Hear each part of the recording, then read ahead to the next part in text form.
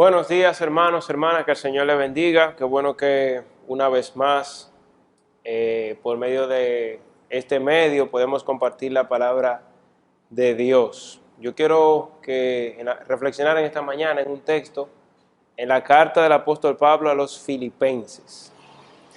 Si usted tiene su Biblia cerca, me gustaría que la abra y que pueda leer conmigo estos versículos en lo que vamos a meditar en el día de hoy. Filipenses capítulo 4, versículo del 1 al 7. Dice así la palabra del Señor en Filipenses 4. Así que, hermanos míos, amados y deseados, gozo y corona mía, estad así firmes en el Señor, amados. Ruego a Evodia y a Síntique que sean de un mismo sentir en el Señor.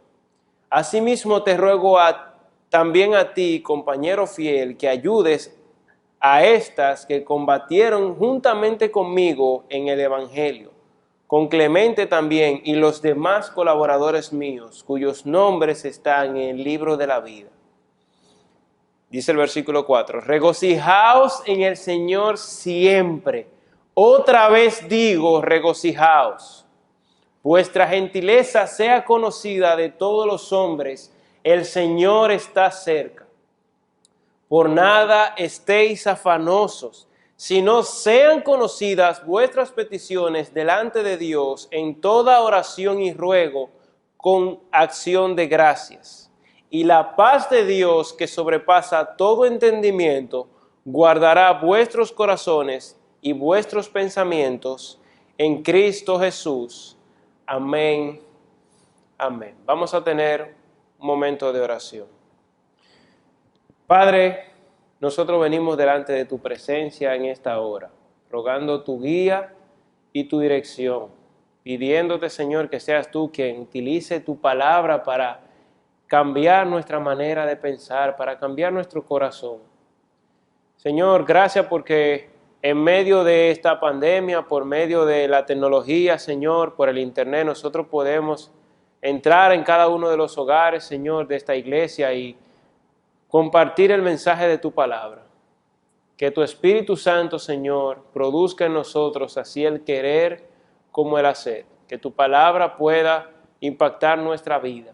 Utiliza al predicador solamente como un instrumento, Señor. Que no sean nunca mis palabras, sino las tuyas. Te lo pido en el nombre poderoso de Jesús. Amén. Amén. El hombre que más libros de la Biblia escribió fue el apóstol Pablo. Escribió 13 de los 27 libros del Nuevo Testamento, un poco menos de la mitad. Escribió 13 cartas, escribió Romanos, Primera y Segunda de Corintios, Gálatas, Efesios, Filipenses, Colosenses, Primera y Segunda a los Tesalonicenses, Primera y Segunda de Timoteo, Tito y Filemón. 13 de los 27 libros del Nuevo Testamento lo escribió el apóstol Pablo, hermanos, y el apóstol Pablo es sin duda el más grande evangelista de todos los tiempos. Su liderazgo y su influencia llegan hasta el día de hoy. Y el apóstol Pablo le escribe esta carta que nosotros estamos viendo, que nosotros leímos en este momento. Le escribe esta carta a un grupo de hermanos, a una iglesia que estaba en la ciudad de Filipos. Esta es una carta única y diferente a todas las cartas que él escribió, a todas las cartas del Nuevo Testamento. La primera vez que Pablo fue a Filipos y fundó esta iglesia fue en su segundo viaje misionero. Encontramos eso en Hechos, capítulo 16. Pablo fue allí por medio de una visión que Dios le dio, esa famosa visión del varón macedonio. Y Pablo predica el evangelio en aquella ciudad y vemos que primero se convirtió una mujer que se llamaba Lidia, Hechos capítulo 16, como le dije, y Pablo y sus compañeros empezaron a reunirse en la casa de esta mujer, en la casa de Lidia. Luego ocurre más adelante la liberación de una muchacha endemoniada. Luego vemos que Pablo cae preso y en la cárcel se convierte el carcelero. Y es de esa forma, con la conversión de Lidia, con la liberación de esta muchacha endemoniada, con la conversión del carcelero, que así, de esta forma es como poco a poco nace la iglesia en Filipos. Es así como inicia esta iglesia. Algunos años después, más adelante, ya en su tercer viaje misionero, Pablo está preso de nuevo. Pablo pasó por muchas. Pablo está preso una vez más. Y desde la cárcel en Roma, Pablo les escribe esta carta que nosotros estamos leyendo. Pablo escribe desde una cárcel, y eso es importante que nosotros lo sepamos y que lo recordemos. Pablo está escribiendo desde una cárcel, él está preso. Y desde esta cárcel allí, él escribió también otras cartas, escribió la carta a los Efesios, escribió Colosenses y escribió Filemón. Y estamos leyendo también, vemos que escribió la carta a los Filipenses. Estas son las cartas que Pablo escribió desde la prisión. Ahora, Pablo no les escribe a los filipenses para reprocharle nada. Usted se pone a leer esta carta y usted va a ver que esta no es una carta donde Pablo le está dando un boche. Aquí no encontramos una reprensión de parte del apóstol Pablo a estos hermanos, como ocurre con la carta a los Efesios, por ejemplo, o la carta a los Gálatas, que Pablo le da duro a esos hermanos, le dice, ustedes son unos insensatos, Gálatas insensatos. Aquí en Filipenses nosotros no vemos nada de eso. Esto es una carta diferente. Sí vemos muchas exhortaciones, pero nunca un boche de parte de Pablo. Esta es una carta muy personal de parte del apóstol Pablo. Esta carta nos muestra el aprecio, el amor que Pablo tenía por estos hermanos. Pablo le llama hermanos míos, amados y deseados, gozo y corona mía. Oigan cómo le dice Pablo en nuestro versículo, en nuestro texto, capítulo 4, versículo 1. Hermanos míos deseados, ustedes son mi gozo, mi corona. Evis Carballosa dice en su comentario, ninguna otra carta de Pablo manifiesta una intimidad más profunda que la que aparece en su carta a los filipenses. De manera que esta es una carta muy especial, una carta muy personal del apóstol Pablo. Pero sobre todo, mis amados hermanos, esto es una carta donde nosotros tenemos muchas enseñanzas prácticas para nuestra vida. Muchísimos principios prácticos, desde el principio hasta el final. Muchas enseñanzas prácticas. Y en este capítulo que nosotros acabamos de leer, ya al final de la carta, esta carta solamente tiene 4 capítulos, el apóstol nos hace algunas exhortaciones, nos muestra algunos deberes cristianos. Y eso es lo que yo quiero que nosotros veamos en el día de hoy. En el día de hoy yo quiero considerar 3 solamente, 3 de esos principios, o más bien actitudes, es lo que vamos a ver.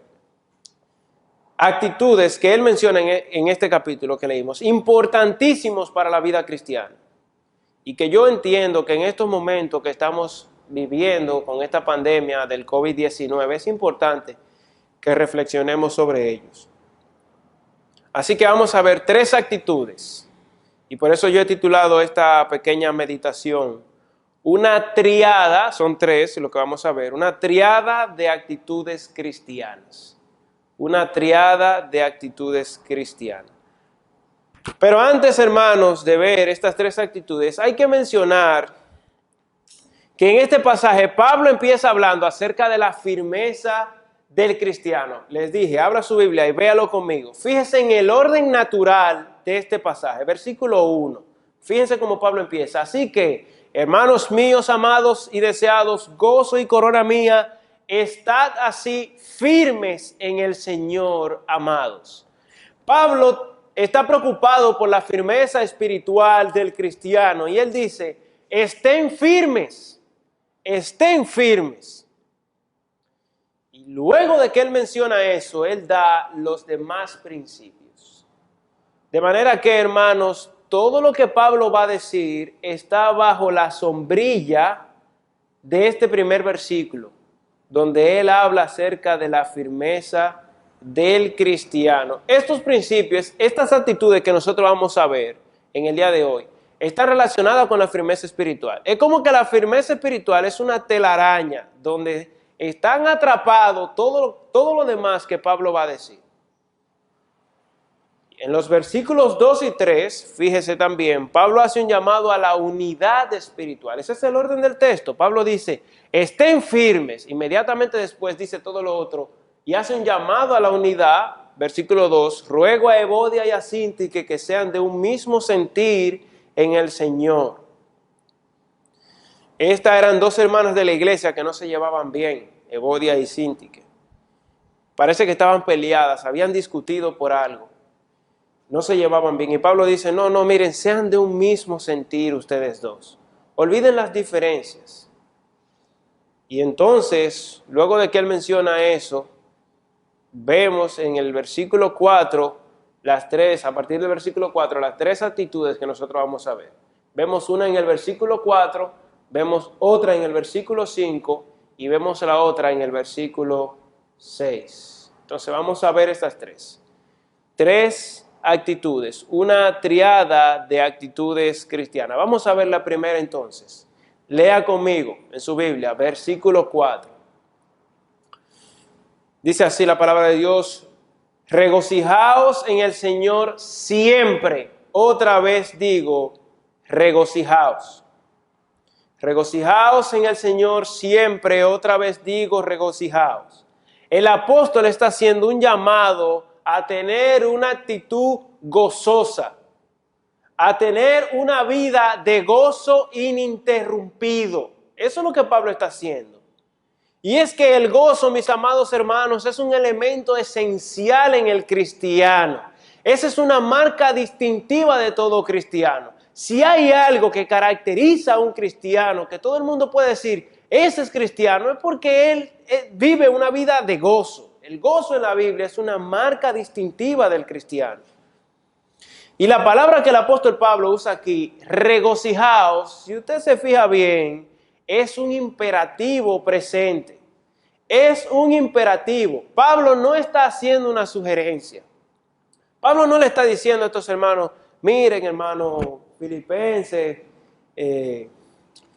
a ver si ustedes pueden si ustedes pueden regocijarse.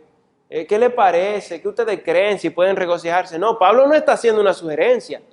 No es una sugerencia, es un mandato a estar gozoso. Y estar gozoso siempre. Regocijaos siempre. Y lo digo de nuevo, dice Pablo. Otra vez digo, regocijaos. Pero mis amados hermanos, como dicen por ahí, las palabras se toman de quien la dice. Las palabras se toman de quien la dice. Es el apóstol Pablo que está diciendo esto. El apóstol Pablo, ¿a qué yo me refiero? Hermano, la persona que está diciendo esto no está en una playa. Vamos a analizar esto con cuidado. Es el apóstol Pablo que lo está diciendo. Él no está en una playa. Él no está tomando un jugo de naranja o está en un resort. Él no está sentado en un sillón viendo televisión y está diciendo, filipenses, regocijaos en el Señor siempre. No. La persona que está diciendo eso no es en esas condiciones que está. Pablo estaba preso, hermano, cuando escribió estas palabras. Él estaba preso. Él no estaba disfrutando de una revista, ni leyendo el periódico tranquilamente, ni disfrutando de un hermoso paisaje. Pablo estaba en una cárcel en el Imperio Romano. Estaba preso. Y en el capítulo 2, versículo 17 de esta misma carta, Pablo menciona incluso la posibilidad de él ser martirizado, la posibilidad de morirse, de que lo ejecuten. Es un preso el que está hablando del gozo, un preso hablando del gozo. Pero es que no es solamente el hecho de Pablo estar preso, que ya de por sí eso es sorprendente, sino que había muchas cosas que estaban en la mente de Pablo que podían causarle preocupación. Fíjese conmigo. En el capítulo 1, Pablo habla, de esta carta, Pablo habla de personas que estaban predicando el evangelio por ambición, personas que estaban pensando causarle angustia en sus prisiones. Capítulo 1, versículo 15, dice el apóstol Pablo: algunos a la verdad predican a Cristo por envidia y contienda. Todo esto estaba en la mente de Pablo. Pablo lo sabía. Esto podía causarle preocupación. Dice Pablo: algunos a la verdad predican a Cristo por envidia y contienda, pero otros de buena voluntad. Los unos, dice Pablo, anuncian a Cristo por contención, no sinceramente, pensando añadir aflicción a mis prisiones. Nada más no era que él estaba preso. Nada más no era que él estaba preso, sino que él tenía muchas cosas que le cargaban. Dice Pablo, siguiendo ahí en el versículo 17, pero los otros por amor, sabiendo que estoy puesto para la defensa del evangelio. ¿Qué pues? Que no obstante, de toda manera, o por pretexto o por verdad, Cristo es anunciado, dice Pablo, y en esto me gozo y me gozaré aún. Yo como quiera me gozo. Y en el capítulo 3, versículo 18, Pablo también menciona gente que andaba por ahí, que eran enemigos de la cruz. En el capítulo 2, versículo 21, vemos que también Epafrodito, que fue a visitar a Pablo a la cárcel, dice el texto que estaba enfermo a punto de morir. Eso debió de causarle también cierta tristeza al apóstol Pablo. Y en el versículo 2 de nuestro texto, como ya les dije, él menciona el caso de Vodia y Sintique, dos hermanas que no se llevaban bien, que estaban peleadas. Hermanos, si es justamente después que él menciona el caso de Vodia y Sintique y de todo eso que nosotros hemos visto, que está en la mente de Pablo, que le causa preocupación, que podía causarle angustia a Pablo. Pablo dice, no, regocijaos en el Señor siempre. Wow, ¿y qué es lo que está en la mente de Pablo? Uno se puede preguntar, pero ¿qué es lo que hay en este hombre que él puede hablar de esa manera? A pesar de eso, a pesar de todo lo que le ha pasado, a pesar de estar preso, a pesar de los problemas, ¿cómo es que él puede decir, regocijaos en el Señor? ¿Cómo puede este hombre estar gozoso? ¿Cómo puede este hombre hablar de esta manera y decir, regocijaos? ¿Cómo puede este hombre hablar del gozo?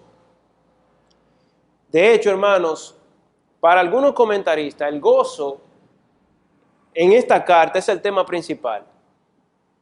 El gozo para algunos en esta carta es el tema principal. Fíjense lo que dice el comentarista Moisés Silva, en su comentario dice que el término gozo o regocijo, como está en nuestro versículo, por ejemplo, aparece 14 veces en esta carta. 14 veces. Una carta que tiene solamente 4 capítulos. Eso equivale a 3.5 veces por capítulo que se menciona esta palabra. Mientras, dice Moisés Silva, que el total para el resto de las cartas de Pablo es 36 veces. Es decir, menos de 0.5 veces por capítulo. Es que en Filipenses Pablo vuelve y habla del gozo una y otra vez en cada capítulo. Hermano, Pablo quería mostrarle el tema del gozo a los filipenses. Capítulo 1, versículo 3, dice Pablo, doy gracias a mi Dios siempre que me acuerdo de vosotros, siempre en todas mis oraciones, rogando con gozo por todos vosotros. Rogando con gozo. Yo me acuerdo de ustedes y a mí me da ese gozo y yo oro por ustedes y le oro al Señor con gozo. Capítulo 3, versículo 1, dice Pablo, por lo demás, hermanos, gozaos en el Señor.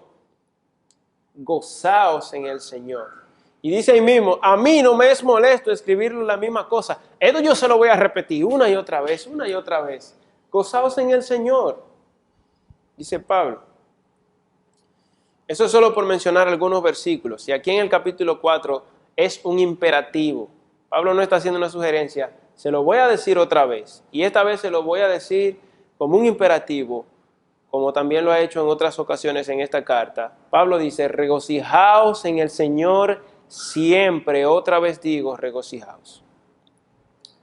Hermanos, y tal vez para algunos surja la siguiente pregunta. Pero es que, ok, muy bien. Pablo está en un imperativo, pero yo no entiendo una cosa. ¿Cómo es ¿Cómo puede alguien mandarle a otro a estar gozoso? ¿Cómo puede alguien decirle a otro que tenga gozo? Esas no son cosas que pueden ser mandadas, simplemente ocurren. ¿Cómo puede Pablo dar una orden y decir que estemos gozosos? ¿Acaso eso es posible?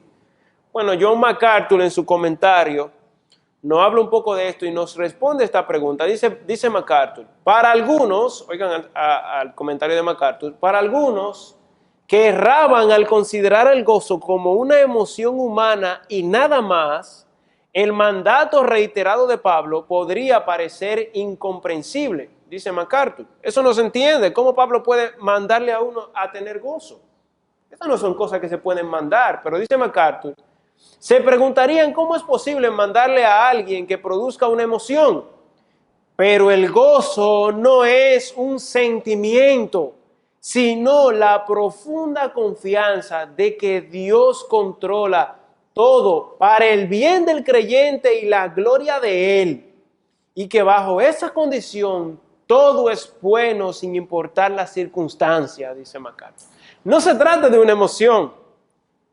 El gozo en la vida cristiana, el gozo que vemos en la Biblia, no se trata de una emoción, no se trata de eso, no, se trata de una profunda confianza. Es una convicción, es un estado mental, un estado de conciencia. No se trata de una emoción. Y Pablo nos dice, hermanos, cuál es la fuente de ese gozo. Lea conmigo una vez más, versículo 4.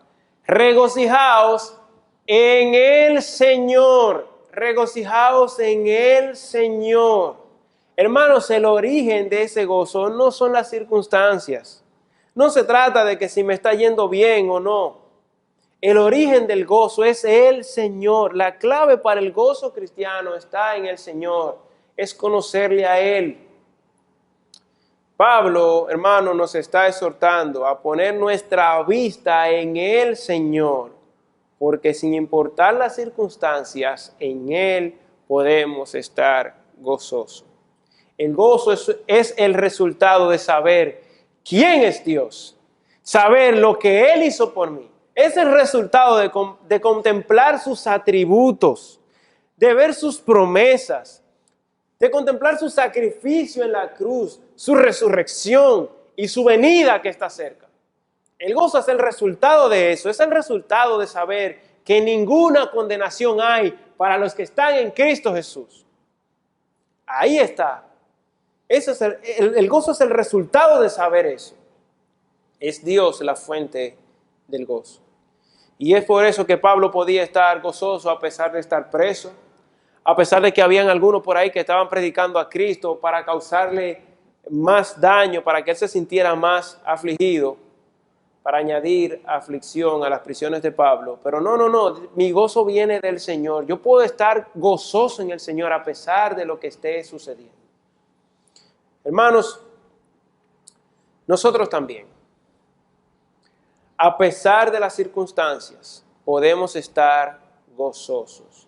Mis amados hermanos, sin importar lo que venga, sin importar cuarentena, sin importar coronavirus ni nada, podemos estar, al igual que Pablo, gozoso en el Señor. Es como lo diría Nehemías, como Nehemías le dijo al pueblo en el capítulo 8, versículo 10. No os entristezcáis, porque el gozo de Jehová es vuestra fortaleza. Hermanos, habrán situaciones difíciles, sin dudas, que nos van a causar dolor. Pero esas situaciones no eliminan las realidades por las que yo debo tener gozo en Cristo.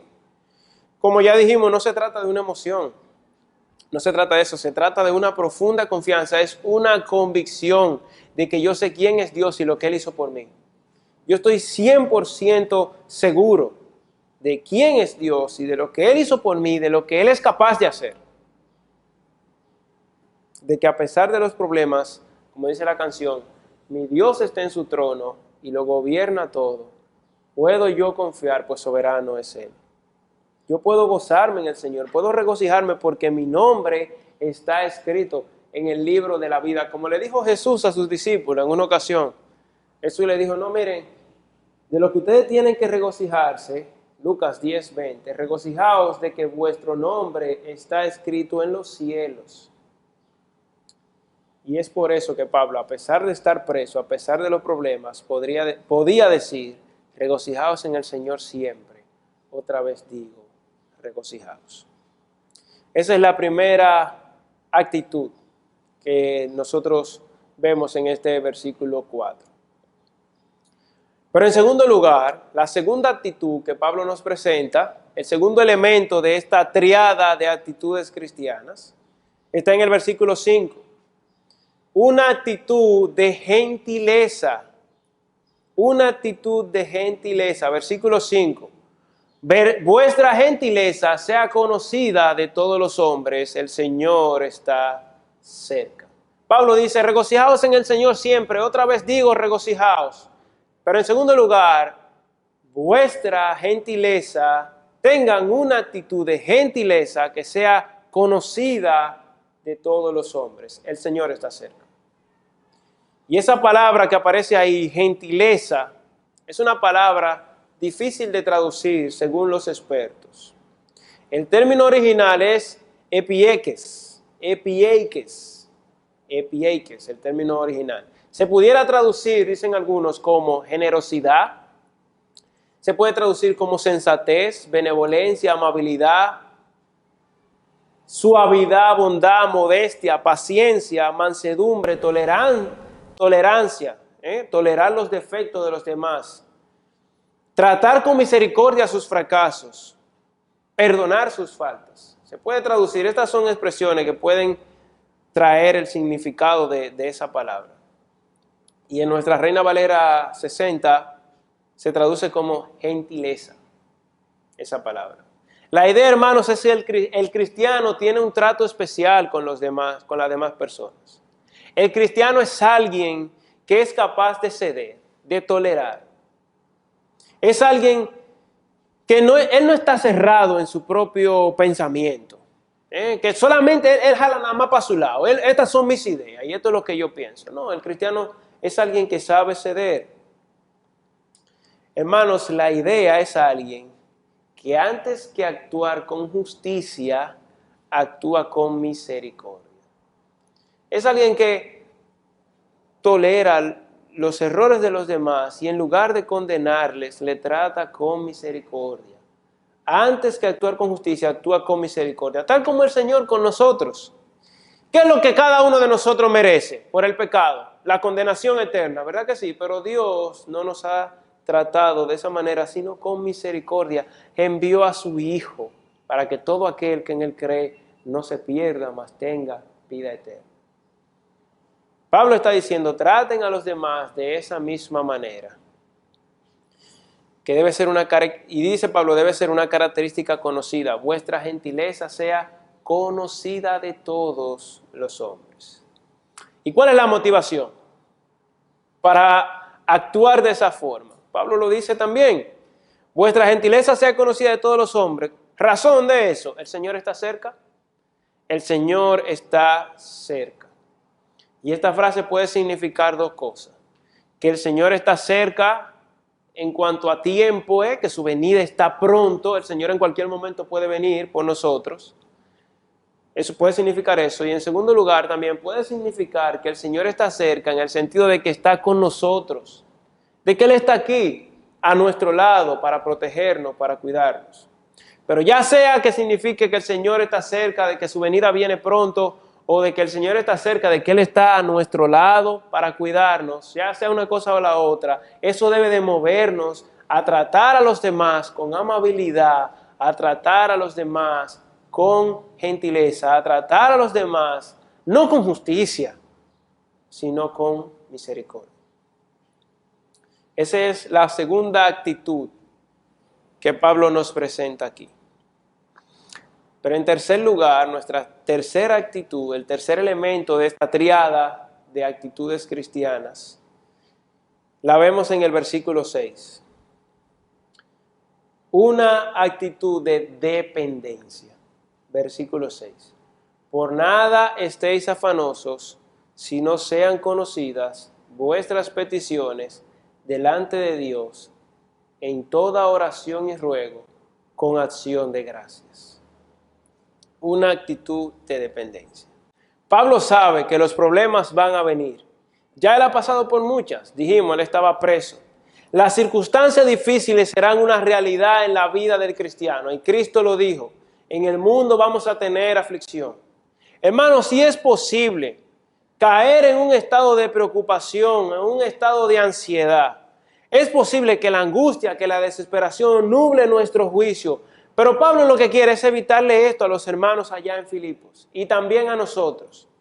En medio, hermanos, de esta situación que nosotros estamos viviendo con esta pandemia, con el COVID-19, usted puede ver la preocupación en la gente. Usted puede ver cómo hablan, cómo se expresan cuando hablan acerca de este virus. En la televisión, en las redes sociales, usted ve por las cosas que publican, cómo la gente está preocupada, está angustiada, que no sabe lo que va a pasar. Hermanos, si nosotros pudiéramos caer también en un estado de preocupación, en un estado de ansiedad. Pero Pablo lo que está tratando de decirnos es que el cristiano no tiene por qué estar así. No hay circunstancia bajo el cielo por la que debamos estar ansiosos. Nosotros no estamos solos, de nuestro lado está el Dios de los cielos y eso es lo que Pablo va a explicar ahora. Hermano, cuando estamos ansiosos, estamos poniendo en duda eso de que Dios está con nosotros. Estamos poniendo en duda la existencia, la soberanía, el cuidado y la bondad de Dios. A la ansiedad alguien la llamó ateísmo práctico. Y Pablo dice, no, por nada estéis afanosos. Nada. Eso es un absoluto. Fíjate en ese absoluto que Pablo usa aquí. Nada, por nada estéis afanosos. Pablo, pero es que estamos en una pandemia, Pablo. Esto que está pasando ahora, esto es demasiado difícil. No, mira, por nada estéis afanosos. Pablo, pero es que esto afectará a la economía. Lo que viene después de esto, mira, va a ser difícil. La economía se va a ver afectada. No, dice Pablo, no, por nada estéis afanosos. Pablo, pero es que la comida se nos está acabando. No, por nada estéis afanosos. Pablo, pero es que ahora, mira, ni siquiera podemos juntarnos en la iglesia, no podemos hacer los cultos como antes. Ahora lo que estamos es haciendo los cultos por internet y entonces mi internet está lento también y ahora no puedo. No, mira, por nada estéis afanosos. Por nada. Pablo, pero yo ¿cómo que me desespero? No, por nada estéis afanosos. La Nueva Versión Internacional traduce, no se inquieten por nada. No se inquieten por nada. Y la Nueva Traducción Viviente dice, no se preocupen por nada. No se preocupen por nada. Por nada estéis afanosos. Hermanos, si las circunstancias te tienen preocupado, si tú te sientes ansioso, Pablo dice, mira, por nada estés afanoso, porque hay un lugar al que tú puedes ir y tu alma se va a tranquilizar. Dice Pablo, sino, fíjense, por nada estéis afanosos, sino sean conocidas vuestras peticiones delante de Dios en toda oración y ruego con acción de gracias. Hermano, la oración es el medio de gracia que Dios nos da para calmar la ansiedad.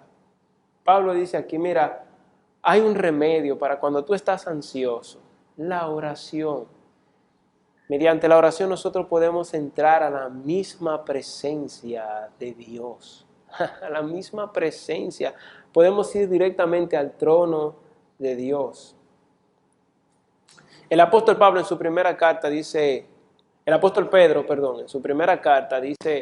en el capítulo 5, versículo 7, algo parecido, echando toda vuestra ansiedad sobre Él, porque Él tiene cuidado de vosotros. Mira, hay un sitio en el que tú puedes echar toda tu ansiedad.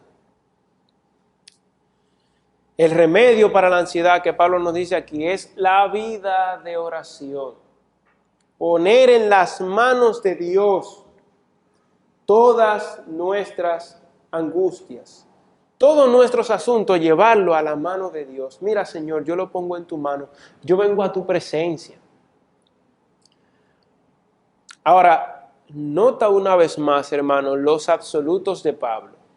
Fíjate de nuevo, y es algo que él usa mucho en este texto. Pablo primero dijo, regocijaos en el Señor siempre. Eso es un absoluto, siempre.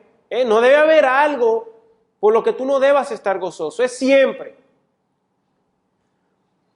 Después dice, por nada estéis afanosos. Y ahora dice, si no sean conocidas todas vuestras peticiones. Todas, todas. Y es interesante, hermano, las palabras que Pablo usa para hablar de cómo nosotros podemos acercarnos a Dios en oración. Fíjate en esto es muy interesante, esto que aparece aquí. Léelo una vez más. Si no sean conocidas todas vuestras peticiones,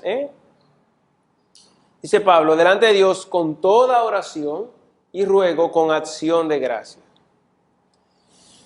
Y fíjense las palabras que Pablo usa. Pablo primero dice, toda oración. Y eso lo que denota es adoración. Es cuando nosotros vamos delante de Dios a hablarle a Dios sobre Él. Cuando vamos delante de Dios diciéndole, Señor, tú eres maravilloso, tú eres grande. Señor, tú eres increíble. Mira, a mí me asombra tu sabiduría, me asombra tu poder, me asombra tu soberanía, tu bondad. Eso es cuando vamos a hablarle a Dios acerca de Él. Cuando nosotros le adoramos, reconocemos quién Él es, pensamos en sus atributos. Señor, tú eres maravilloso. Señor, tú eres un Dios de gracia, un Dios de amor. Eso es lo que Pablo dice, eso es lo que denota esa palabra, toda oración. La segunda palabra que Pablo dice ahí, dice y ruego. Dice Pablo, sean conocidas vuestras peticiones delante de Dios con toda oración y ruego. Y esa segunda palabra, eso es lo que se refiere a las cosas que nosotros le pedimos a Dios. A las cosas que nosotros vamos delante de Dios para pedirle, mira Señor, mira esto que me está pasando, yo te pido, Señor, mira esto, esta es mi situación, yo te pido que tú me ayudes, Señor, guíame, Señor, susténtame, mira Señor, dame paz, Señor, dame esto, Señor, mira. Cuando le pedimos a Dios, cuando le pedimos a nuestro Señor, Señor, mira a mi hijo, Señor, mira a fulano, mira a mi vecino, Señor, mira a mis hermanos de la iglesia. Señor, me preocupa esto, me preocupa lo otro. Señor, ayúdame, Señor, guíame, cuando le pedimos a Dios. Eso es lo que Pablo está diciendo. En tercer lugar, la tercera palabra, Pablo no solamente dice que debemos ir delante de Dios para adorarle, para hablarle a Dios acerca de Él, sino también que podemos ir delante de Dios a pedirle. Pero en tercer lugar, Pablo dice, con acción de gracia, con acción de gracias. Y aquí es donde nosotros fallamos, aquí es donde nosotros nos equivocamos. La segunda es muy fácil. Pedirle a Dios se nos hace bastante fácil. Ahora, rara vez nosotros vamos a donde Dios a decirle, Señor, gracias. Gracias, Señor. Señor, gracias. Hermano, porque cuando nosotros vamos delante de Dios a agradecerle, eso implica reconocer que no todo es tan malo. No todo es tan malo. Señor, gracias. Gracias por mi vida. Gracias por la salud. Gracias por mi familia. Señor, mira, gracias por el lugar por el que yo vivo. Gracias por la iglesia en la que yo me congrego. Gracias por mis hermanos. Gracias por tu sustento. Gracias por todas las cosas que tú me has dado. Ir delante de Dios a agradecerle. Eso se nos hace bastante difícil. Y de hecho, ¿usted se acuerda del milagro de Jesús cuando Él sanó a los 10 leprosos? ¿Cuántos se devolvieron a agradecerle al Señor? Según ese milagro, la estadística dice que el 90% somos unos desagradecidos. Solamente le pedimos a Dios, pero rara vez le damos gracias. Señor, gracias por mi salud, gracias por la iglesia. Señor, gracias porque a pesar de esta situación con el coronavirus, tú estás aquí y tú nos guardas. Señor, gracias. Gracias, Señor, gracias por la iglesia, por los pastores, Señor. Gracias porque ellos se mantienen activos, se mantienen, Señor, haciendo su trabajo. Gracias por esos hermanos que están en la iglesia, que a pesar de que estamos en cuarentena, ellos se mantienen trabajando en la obra. Gracias por el CDI, los directores siguen trabajando. Gracias, Señor, por ellos. Gracias porque la contadora, los directores están trabajando, siguen trabajando. Señor, gracias por el motor de Joan, Señor, que anda para arriba y para abajo Joan en su motor. Y gracias por Joan también, Señor. Gracias por esos hermanos, Señor. Gracias por el internet, porque podemos escuchar este sermón. Podemos compartir tu palabra por medio de la internet. Gracias por mi salvación, Señor. Gracias. Hermanos, agradecerle a Dios por toda la cosa que Él nos da. Eso es lo que Pablo nos está diciendo. Ir delante de Dios con toda oración, para adorarle, ir delante de Dios para pedirle cosas, pero también ir delante de Dios con acciones de gracia. Con acciones de gracias. Hermano, ¿cómo está tu vida de oración? Yo quiero aterrizar esto un poco, porque hemos dicho muchas cosas, pero sobre esta tercera actitud que Pablo menciona, yo te quiero hacer una pregunta. ¿Cómo está tu vida de oración? ¿Cómo está nuestra vida de oración? A lo mejor, hermano, tú te has sentido ansioso durante estos días por la cuarentena, te preocupa perder tu trabajo. A lo mejor te preocupa alguien de tu familia, algún amigo cercano, te preocupa algún vecino, te preocupa que tú te infectes o algún familiar tuyo se infecte con este virus. Hermano, estás ansioso porque a lo mejor no sabes qué tiempo va a durar esta pandemia. No sabemos qué tiempo va a durar. A lo mejor estamos preocupados porque nuestros familiares, a los que tanto queremos, no podemos ahora casi ni acercarnos, casi no podemos ni visitarle, ni abrazarle. No podemos reunirnos como iglesia. A lo mejor tú te has sentido ansioso. Pero yo te pregunto, ¿has ido delante de Dios? ¿Tú has ido donde Dios? Depositando toda tu ansiedad sobre Él. ¿Has ido donde Dios? ¿Le has dicho, Señor, tú estás en control? ¿Le has presentado al Señor tus preocupaciones? ¿Has ido donde Dios a agradecerle por todo lo que Él ha hecho por ti? ¿Cómo está nuestra vida de oración? Ahora que estamos en casa, que estamos en cuarentena, ¿dedicamos tiempo todos los días a orar? ¿Sacamos tiempo para estar a solas con Dios? ¿O solamente estamos perdiendo el tiempo en las redes sociales o viendo televisión? Hermanos, usemos este medio de gracia que Dios nos ha dado, que es muy poderoso y que nosotros podemos ir cuando estamos ansiosos delante de Dios. Esa es la cura que Pablo nos presenta aquí. Por nada estéis afanosos, sino sean conocidas vuestras peticiones delante de Dios con acciones de gracia. ¿Y cuál es el resultado de esto? Dice Pablo aquí también. Y la paz de Dios, que sobrepasa todo entendimiento, guardará vuestros corazones. La paz de Dios vendrá. La paz de Dios. Hermano, en la presencia de Dios podemos encontrar paz. Esa paz que dice Pablo, que nadie le entiende. Nadie le entiende, sobrepasa todo entendimiento. ¿Cómo puede Pablo estar tan gozoso? ¿Cómo poder tener esa paz en medio de esta situación? Eso no se entiende. Esa paz la da Dios. Esa paz la da Dios. Como dice Isaías, capítulo 26, versículo 3, un versículo bastante famoso por nosotros. Tú, el Señor, ¿verdad?, guardarás en completa paz a aquel cuyo pensamiento en ti persevera, porque en ti ha confiado. Y dice Isaías, confiad en Jehová perpetuamente, porque en Jehová el Señor está la fortaleza de los siglos. En conclusión, mis amados hermanos, hemos visto tres actitudes que Pablo nos menciona aquí, en estos versículos. Una triada de actitudes cristianas, una actitud de gozo, una actitud de gentileza una actitud de dependencia de nuestro Señor. Hermanos, podemos, al igual que Pablo, estar gozoso en medio de cualquier situación. Pablo, a pesar de los problemas, podía decir, regocijaos en el Señor. A pesar de estar preso, a pesar de que él tenía muchas cosas que le preocupaban, Pablo podía estar gozoso. Porque no se trata de una emoción, sino de una convicción. La confianza de saber quién es Dios y de lo que Él ha hecho y de lo que Él hará por mí.